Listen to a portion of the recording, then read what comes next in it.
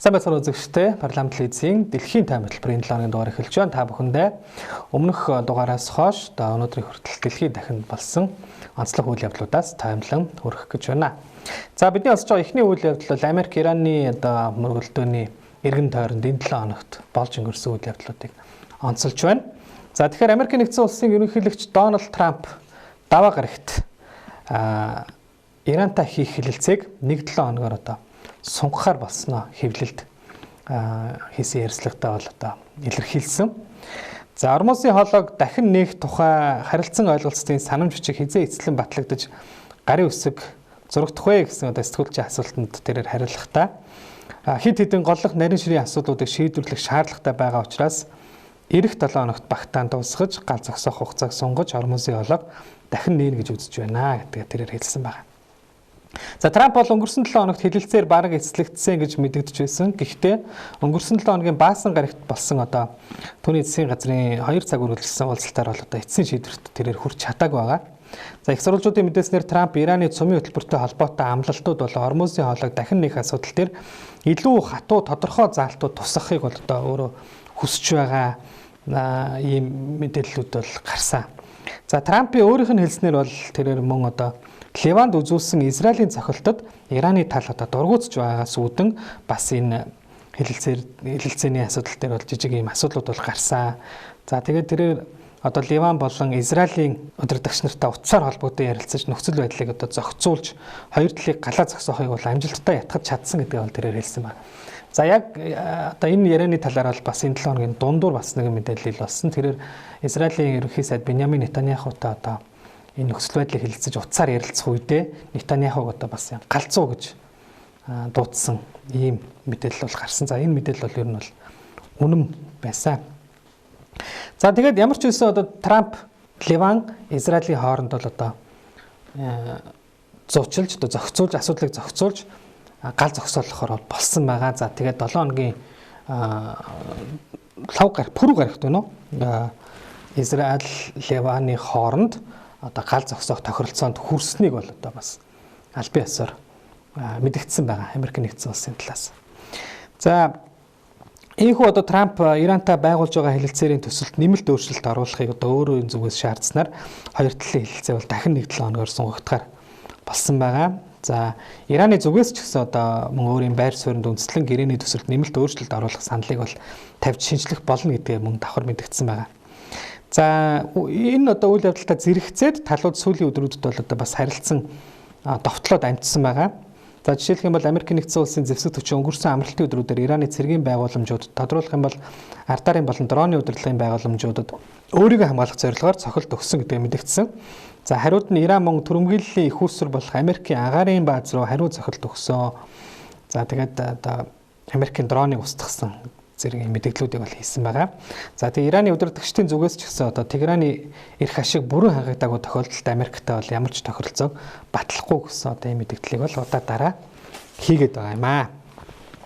За тэгвэл Иранд бас энэ Америк Ираны дайн эхэлсэн гэх юм уу те.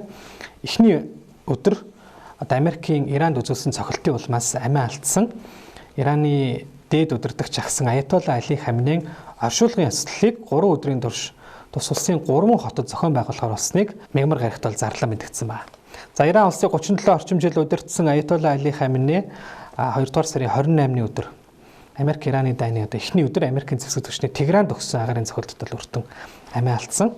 За тэгээд түүнийг оршуулах ёслолыг анх 3 дугаар сарын 4-ний өдөр зохион байгуулахаар төлөвлөж байсан ч дайн яг эд үедээ байсан учраас хойшлуулж байсан байгаа. За тэгвэл Ираны нийслэл Тегеран хотын дэд дарга Мохаммед Амин Тавакколизадeh мягмар гарагт телевизээр хийсэн мэдээлэлтэй дээд удирдагч агсан Али Хаминеийн оршуулгын ёслолыг Тегеран мөн Кум Машхад гэсэн 3 хотод энэ сарын дундуур зохион байгуулахаар болсныг мэдэгдэж холбогдох байгууллагууд нийслэл хотод болох оршуулгын ёслолын бэлтгэл ажлыг эхлээд байгааг бол мэдээлсэн. За түүнчлэн дээд удирдагчийг эцсийн замд үдэгт Тегеран хотын ёслолд дотоод гадаадын 15-20 сая хүн оролцох магадлалтай гэж хэлсэн байгаа. За Хаминеийг эцсийн хүсэл болох түүний гэр бүлийнхний зөвлөмжийн дагуу түүнийг бол цогцсыг нь Машхад дахь Имам Резагийн ариун бууханд бол тавьсан байдаг. За тэгээд албаныхны хэлснээр бол ариун гэгддэг Машхад хотод болох одоо оршуулгын ёслолд хөрш зэрэглэдэг Пакистан, Афганистан, Энэтхэг, Бангладеш зэрэг орнууд мөн Кашмирийн бүс нутгаас одоо маш олон хүн ирж салахаас их бас юм төлөвтэй байна гэж мэдэгдээд байгаа. За Тегеран хотын дэд дарга одоо энэхүү мэдэгдэлтэй оршуулгын ёслолын товын талаар бол тодорхой хэлээгүй. Гэхдээ тэрээр одоо исламын хуанлын эхний Мухаррам сарын ихэр гэж хэлсэн байгаа. За энэ нь бол одоо энэ 6 дугаар сарын дундуур тохиож байгаа юм аа. Тэгэхээр энэ сарын дундуур Ираны дээд удирдагч агсан Аятолла Али Хамины оршуулгын ёслолыг одоо энэхүү Иран улсад 3 хотод 3 өдрийн турш зохион байгуулахаар болоод байна. За энэ мөргөлдөөний одоо энхийн хилэлцээг зогсооход гол бас ийм асуудал түүхтэй асуудал саад дотор болоод байгаа цөмийн асуудлаараа Казахстан улсын 7 хоногт бас нэг сонирхолтой мэдээлэл хийлээ. За тэрээр Ираны баяжуулсан ураны нөөцийг нутагтаа байршуулахад бэлэн гэдгийг бол Казахстаны зүгээс мегмар гарагт илэрхийлсэн. За энэ талаар Казахстан улсын гадаад хэргийн яамны төлөөлөгч Ерлан Житибаев хэвлэлийн бахварлалын үеэр бол мэдгдсэн байгаа. Тэрээр талуудын хооронд олон улсын тохиролцоо хийсэн нөхцөлд бид техникийн тусламж үзүүлж одоо Ираны баяжуулсан ураны нөөцийг их нутагтаа байршуулахад бол одоо бэлэн байна гэдгийг мэдгдсэн байна. За түрүү хэлсэнчлэн одоо Америк Ираны хооронд энхийн хилэлцээ байгуулахад саад болж байгаа гол асуудлуудын нэг бол Ираны цөмийн асуудал. Тэр дотроо Ираны баяжуулсан ураны нөөцийн асуудал байгаа. За тэгвэл Америк ерөнхийлөгч Дональд Трамп Ираны баяжуулсан ураны газар нутгийн хувьд Ирантай ойролцоо Орос, Хятад зэрэг их гүрнүүдэд байршуулахаас татгалцсан байдаг. За тэгвэл Казахстан улсын энэхүү нутагтаа байршуулахад бэлэн гэж бас ингэж одоо энэ 7 хоногт бас энэ талбарт гарч ирж байна. За өнгөрсөн 7 хоногт бол Оросын албаны улстай хамтран анхны цөмийн цахилгаан станц барих гэрээг бол Казахстан улс байгуулсан. За тус улсын хувьд бол сайн дураараа цөмийн зэвсэггүй улс болсон гэдгээрээ бас олон улсад алдартай. 1991 он зөвлөлт холбоотуулсан задран унсны дараа Казахстан улс 1400 орчим цөмийн цэнэгт хошуутай үлдэж байсан. За тэгвэл тэдгээрийг 1995 онд устган цөмийн полигоноо хааж цөмийн зэвсгээс татгалзаж байсан төвхтэй. За харин Ираны тухайд гэвэл 60% хүртэл боловсруулсан 440 орчим килограмм ураны нөөцтэй гэж мэргэжилтнүүд үздэг. За тус улсын баяжуулсан ураны нөөц Америк, Израилийн цохилтод өртөнд сүрсэн Ираны цөмийн объектуудын нуранган дор байдаг гэж бол одоо бас шинжээч ажиглагчид бол таамагладаг байгаа. За ингээд Ираны одоо нөхцөл байдал энэ 7 хоногт нэг иймэрхүү байдалтай өрнөж байтал Ираны зүгээс Кувейтийн олон улсын нисэх буудалд лав гарах дроноор цохилт өгсөн. За үүний улмаас нэг аймагт 60 гаруй хүн шархтсан байгаа. За энэ цохилтыг бол Исламын хувьсгалт гвардийн корпус бол одоо хариуцлагыг хүлээж байна гэж бол мэдэгдсэн байгаа. За дроны халдлагын улмаас одоо нисэх онгоцны буудлаас гадна мөн дипломат төлөөлөгчдийн газрын барилга гэмтсэн. За Иран улс бол одоо энэ цохилтоо гэмт хэрэг түрэмгийлэл Ираны одоо энэ цохилтыг Кувейтийн Батлан хамгааллын яамны зүгээс бол гэмт хэрэг түрэмгийлэл гэж бол мэдэгдсэн. За харин Ираны тал бол энэхүү одоо халдлагаа саяхан тус улсын газрын тосны одоо байгууламжууд мөн бомбд арлуудад өгсөн Америкийн халдлагын хариу арга хэмжээ гэж бол одоо тайлбарлаад байгаа. За өөрөөр хэлэх юм бол одоо энэ ойрох тонодын мөргөлдөөн Иран, Израиль, Ливан гэсэн улсуудад өрнөжүүлсэн бол одоо бас энэхүү Кувейт улс бас ингээд хохирогч болж болон одоо хувраад байна. За тэгээ түрүү хэлсэнчлэн Америкийн талаас бол ямар тач одоо энэ мөргөлдөөнийг зохицуулах Америк Ираны хооронд одоо хилэлцээ байгуулахад бас нэгэн асуудлыг энэ 7 хоногт шийдсэн нь Израиль, Ливаны хооронд одоо гал зогсоох тохиролцоонд хүрч одоо хүрснийг бол энэ 7 хоногт мэдэгдээд байгаа. За Кувейтийн талтай бол одоо бас тусдаа асуудал их яригдахаар болж байгаа шиг байна. За гэхдээ ер нь одоо талууд Америк Ираны хооронд одоо энэ хилцээ бол маш сайн хацтай явж байгаа. За тэгээд ер нь энэ 7 хоногийн сүүлээр тохиролцоонд хүрч магадгүй гэсэн одоо ийм зүйлийг бол Америкийн нэгдсэн улсын ерөнхийлөгч Дональд Трамп цагаан ордонд хэвлэлийн дандаа хийсэн мэдээлэлтэй бол одоо бас цохос бас илэрхийлсэн байгаа. За өнгөрсөн 7 хоног энэ 7 хоногийн ихээр бол тэрээр одоо 7 хоногор онцлогдож байна гэсэн. За эх 7 хоногт одоо бас нөхцөл байдал юу болох нь одоо харъя. За харин энэ 7 хоногт одоо эдийн засгийн хамтын ажиллагаа хөгжлийн байгууллага, за мөн дэлхийн форум зэрэг одоо энэ эдийн засгийн судалгаа шинжилгээний байгууллагуудын зүгээс дэлхийн одоо эдийн засгийн хэдийн төлөвийн тайлангаа гарган танилцуулаад байгаа. За OECD буюу одоо энэ эдийн засгийн хамтын ажиллагаа хөгжлийн байгууллагаас гаргасан одоо хэдийн төлөвийн тайланд энэ оны дэлхийн эдийн засгийн өсөлтийн төсөөллийг 2.8% болгон бууруулж, Америк Ираны дайнаас үүдсэн эрчим хүчний тасалдал дэлхийн эдийн засгийн хамгийн том эрсдэл болж байгааг бол одоо анхааруулад байна. За өнгөрсөн жилийн тайландаа бол энэ жил дэлхийн эдийн засаг 3.5% өснө гэж байсан бол энэ хагасчлалын тайландаа бол 2.8% болж саарах төлөвтэй байгаагийнхөө анхаарууллаа. За уг анхааруулгад бол Иран энхийн тохиролцоонд одоо хурдан өөрч ормосын хоолой өнөөгийн өндөрлөлтийн нөхцөл байдал түргэн хугацаанд арилсан тохиолдолд одоо 2.8% өснө. Ирэх жил 3.1% болно гэж одоо үзсэн. Харин нөхцөл байдал одоо муугар ирэх юм бол эрчим хүчний тээвэрлэл, дэд бүтцийн доголдол ирэх жил хүртэл үргэлжилсэн хэвээрээ байх юм бол олон улсын эдийн засгийн өсөлт энэ жил 2.1%-тай, ирэх 2027 он 1.8% хүртэл буурах эрсдэлтэй байгааг бол тус тайланд одоо анхааруулад байгаа юм аа. За дэлхийн тоймын одоо дараагийн онцолж байгаа сэдв бол Орос Украины одоо дайны энэ 7 хоногт энэ одоо дайны эргэн тойронд болсон үйл явдлуудыг онцолж байна. Ялангуяа эрчим хүчний асуудлууд, за мөн Путин, Зеленский нараас одоо уулзч магадгүй ийм үйл явдлууд бол мэдээллүүд бол гараад байгаа юм аа. За тэгэхээр Оросын албаны улсын зүгээс ээлжид томоохон агаарын цохилтыг даваа гарагт Украины нийслэл Киев болон бусад хотуудад өгсөн ба олон тооны дрон, мөн баллистик буужингаар одоо цохилт үзүүлсэн. За энэ цохилтын улмаас бол одоо Украинд тухайн үедээ одоо мэдээлснээр бол хамгийн багадаа 13 хүн амьд өргөдөж 100 гаруй хүн шархагдсан ийм мэдээллийг бол их сурвалжууд өгсөн байгаа. За Оросын зэвсэг түвшин Киев, Днепр, Харьков, Запорожье, Полтава гэсэн байршлуудад 600 гаруй дрон, за мөн одоо олон арван пуучин, за тэр дотроо бол одоо хит авианы дуунаас хурдан ийм дэвшилтэд пуужингуудаар бол цохилт үзүүлсэн гэж мэдэгдсэн байгаа. За энэ дунд бол одоо циркон пуужин 8 ширхэг дуунаас хурдан циркон пуужин харавсан гэсэн ийм мэдээллүүд бол гарсан. Оросын Батлан хамгаалах амны зүгээс бол Киевийн дэглэмийн үйлдсэн террорист үйлдэлүүдийн хариуд хэд хэдэн гол бүс нутагт байрлах Украины Батлан хамгаалах цэргийн, түлш, тээврийн байгууламжууд томоохон цохилт өгсөн гэж бол мэдэгдсэн байгаа. За тэгвэл Украины талаас мөн Оросын одоо эсрэг, ялангуяа Оросын эрчим хүчний дэд бүтцүүдэд бол одоо томоохон дроны цохилтуудыг бол мөн сүүлийн өдрүүдэд, за мөн сүүлийн одоо 7 хоног саруудад бол одоо өссөр байгаа. За энэ 7 хоногийн тухайд гэвэл хойд Оросын албаны улсын хойд нутгууд, за мөн Санкт-Петербург хотод бол томоохон цохилт өгсөн байна. За тэгээ ер нь одоо сүүлийн үед энэ Украины талаас Оросын газрын тос эрчим хүчний одоо салбарын одоо энэ дэд бүтцүүдэд өгж байгаа цохилтуудын улмаас Оросд одоо бас ийм түлшний хямрал нь үргэлж болсошгүй нөхцөл байдал бол үүдээд байгаа. За энэ талаар олон мэдээллүүд бол энэ 7 хоногт гарсан. За жишээлх юм бол одоо Оросын албаны улсын Кремийн бүсэд бол түлшний хомсдол даамжирч шатхуун түгээх станцууд шатхуунаа одоо хязгаарлагдмал байдлаар хэмжээгээр одоо олгож эхэлсэн талаар бол ийм мэдээллүүд гарч эхэлсэн.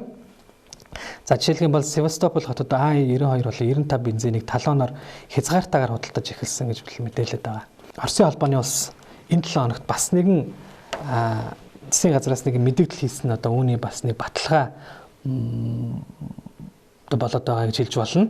За Оросын албаны улсын засгийн газар ирэх 11-р сарыг дуустал онгоцны түлшний экспортоо зогсоох шийдвэрийг бол даваа гаргаж зарласан байна.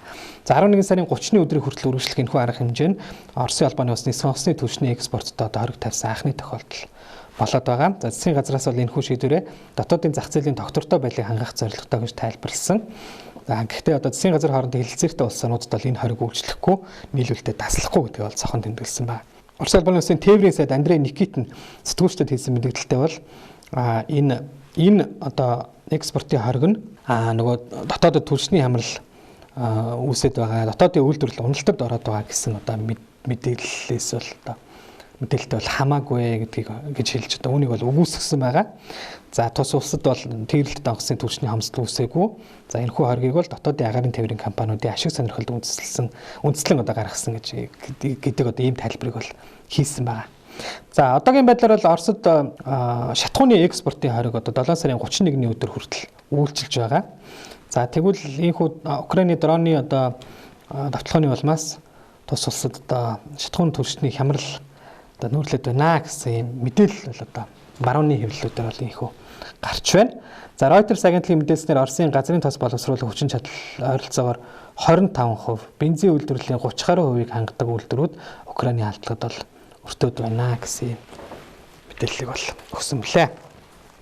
За тэгвэл түрүү хэлсэн одоо Оросын Санкт Петербург хотноо жил бүр уламжлал болгон зохиогддог Петербургийн олон улсын эдийн засгийн чуулганы нээлтийн өдөр буюу лав гарагт Украин улс тус хот дахь эрчим хүчний болон цэргийн байгууламжууд дроны цохилт өгсөн байна. За хотын захирагчийн мэдгдснээр бол 3 дүүрэг дроны халдлага өртсөн хэд хэдэн гэмтэж дэд бүтцийн байгууламжууд эвдэрсэн ч хүний амнаас эрсдэггүй гэдгийг бол баталсан байна. За харин Украины ерөнхийлөгч Зеленский Санкт Петербургийн газрын тосны терминал Кронштадтын цэргийн бааз Санкт Петербургийн ойролцох арлын одоо тэнгисийн цэргийн бомбтод бол дроноор давталсан гэдгийг мэдээлж за газрын тосны агуулгах чадж байгаа дүрс бичлэгийг өөрийн сошиал хуудасандаа бол нийтлсэн байгаа. За мөн Украины тал энэхүү цохилтоо эдийн засгийн чуулганыг тасалдуулах зорилготой гэдгийг бол бас батлан мэдгдсэн байна. За Кремлийн эрх баригчдын зүгээс бол Украины энэхүү цохилтод бол хариу арга хэмжээ аавна гэдгийг бол мэдгдсэн. За нийтдээ одоо Москва, Санкт Петербург, Новгород зэрэг одоо байршлуудад Украины 350 гаруй нисгчгүй онгоцыг амдаа устгасан гэдгийг бол Оросын батлан хамгааллын яамнаас бол мэдээлсэн байна. За Оросын Давос гэгддэг Петербургийн олон улсын эдийн засгийн чуулган бол энэ сарын 3-наас 6-ны хооронд прагматик харилцан яриа тогтвортой ирээдүрөө хөтлөх зам гэсэн юм сэдвийн дор зохион байгуулагдж байна. За 4 өдөр үргэлжлэх 29 удаагийн чуулганд Америк, Хятад, Бразил, Сауди Араби, Филиппин, Узбекистан, Монгол зэрэг дэлхийн 130 орчим орны 20 мянган орчим төлөөлөгч оролцох төлөвтэй байгааг бол зохион байгуулагчдын зүгээс мэдээлсэн. За тэгээ Оросын албаны улсын ерөнхийлөгч Владимир Путин бол одоо өнөөдөр одоо энэ дэлхийн тайван хөтөлбөрөөр урьж байгаа баасан гарагт уг арга хэмжээний одоо гол илтгэлийг бол тэрээр тавина. За тэгвэл Путиний хувьд Пүрэв гарагт одоо яг энэ хөө Петербургийн эдийн засгийн чуулганы хүрээнд Санкт Петербург хотноо олон улсын хэвлэлийнхэнтэй бол одоо хэвлэлийн томоохон агентлагуудтай уулзаж тэдний асуултад бол хариулт өгсөн байгаа. За энэ үеэрээ тэрээр одоо Украинтай хийх хилцээний талаар бас өөрийнхөө саналыг бодлоо бол илэрхийлсэн юм. За тэгээд Путиний одоо санал бодлоос өмнө бас нэгэн зүйлийг та бүхэндээ мэдээлэхэд Украины ерөнхийлөгч Владимир Зеленский Оросын албаны улсын ерөнхийлөгч Владимир Путинд одоо хаягдсан нээлттэй захидлыг Пүрэв гарагт ерөнхийлөгчийн албан ёсны вебсайтаа бол нийтлсэн байгаа. За энэхүү захиандаа тэрээр Путинтэй 3 дахь оронд нүүр төлөв уулзаж дайныг зогсоох саналыг бол тавьсан байна. За Зеленский одоо Ираны асуудалд анхаарлаа Америк нэгдсэн улс бол одоогийн байдлаар Ираны асуудалд анхаарлаа төвлөрүүлж байна. За тийм учраас одоо дахин одоо энэ асуудал Америкийн анхаарал очихыг хүлээх хэрэггүй. Хоёр улсын удирдагч нар мөргөлдөөнийг зогсооход одоо асуудлаар уулзалт хийх хэрэгтэй гэдгийг бол одоо Зеленский санал болгосон. За тэгээд тэрээр дайныг дуусгахын тулд Орос Украины удирдагч нар Оросын нийслэлд Москва эсвэл Украины нийслэлд Киевд уулзахнаа зохисгүй харин 3 дахь улс орнд биечлэн уулзаж хэлэлцэх саналыг бол тавьсан. Тодорхойлбол Швейцар, Турк, Арабын одоо ертөнцийн аль нэг улсад биечлэн уулзах боломжтой. Учир нь эдгээр улс орнууд дайн ба инх тавны асуудлыг шийдвэрлэх зорилгоор гадаадын удирдагчдыг хүлээн авдаг одоо юм уламжлалтай гэдгийг бол тэмдэглэсэн. За дээрээс нь Зеленский фронтын одоогийн шугам дээр гал зогсоохыг бол одоо санал болгосон байна. Харин одоо Зеленский энэхүү загтлын хариу болгож Оросын албаны улсын ерөнхийлөгчийн хэвлэлийн дарамжлагын дараа Дмитрий Песков одоо мэдээлэл хийсэн. Үүндээ тэрээр загтлыг бол Путин танилцуулсан. Зеленский хэлэлцээр хийхийг хүсвэл хизээд ч Москвад ирж болно гэдгийг бол мэдгдсэн байна. За тэгвэл Путин одоо энэхүү Санкт Петербургийн олон улсын эдийн засгийн чуулганы форумд оролцож байх үеэрээ хэлэлцээ хийхэд бэлэн байна гэдгийг бол мэдгдсэн. Гэхдээ Орос одоо мөн Украины асуудлаар буулт хийхэд бол бэлэн байна. За гэхдээ үүнийг хүлээн зөвшөөрөхөд Украиныг бол ятгах ёстой гэсэн юм зүйлийг бол ярьсан байгаа. За энэ одоо энэ хоёрын одоо мэдээлэлээр Трамп мөн мэдээлэл хийсэн байгаа. Тэрээр Зеленский Путин хоёрын уулзалтыг бол дэмжиж байгаагаа илэрхийлсэн. Уулзалт бол маш сайн хэрэг. Тэд уулзах ёстой асуудлаа шийдэх хэрэгтэй гэж бол хэлсэн байгаа. За хоёр тал мөн одоо буулт хийх шаардлагатай гэдгийг ер нь бол одоо илэрхийлсэн. За там буултуудыг бол тэд бараг хийж байгаа гэсэн ийм зүйлийг бол энэ 7 хоногт илэрхийлээд байна.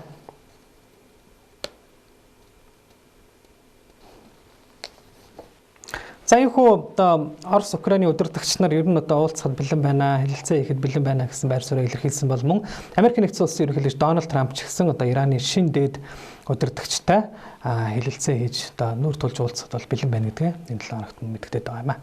За ингээд та бүхэндээ дэлхийн тайм хөтөлбөрийн энэ 7 хоногийн дугаарыг хүргэлэн анхаарлаа хандуулсан баярлалаа.